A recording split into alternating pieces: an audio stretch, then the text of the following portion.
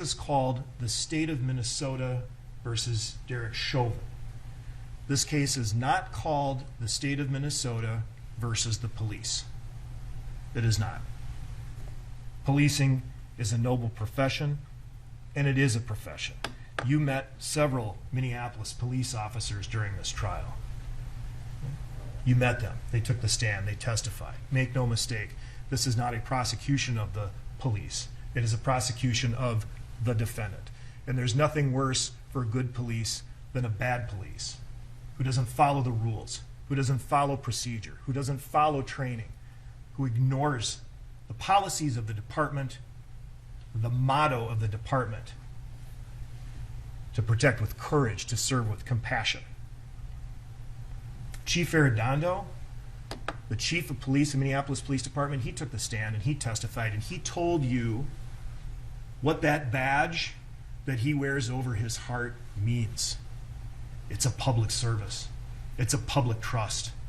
They're there to help us. It's a professional organization. There are standards. There are rules.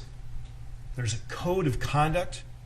There's a use of force policy. There's extensive training. The police are first responders. They're who we call for help, and they help us.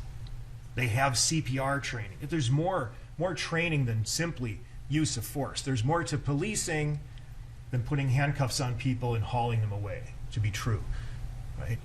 There's other kinds of training. There's procedural justice. There's crisis intervention training. There's medical training. And there's defensive tactics. And there's de-escalation. All of this training. Hundreds of hours of training. You met the people who staff the training center. And they told you, we don't train this. They told you that. The sanctity of life and the protection of the public, those are the cornerstones of Minneapolis Police Department's use of force policy. The protection of the public, all of the human beings that make up the public. The defendant, he didn't do that because that day his badge just wasn't in the right place. The defendant was a police officer. He was. And again, you need to set aside the notion that it's impossible for a police officer to do something like this. The defendant is on trial not for being a police officer. It's not the state versus the police. He's not on trial for who he was. He's on trial for what he did.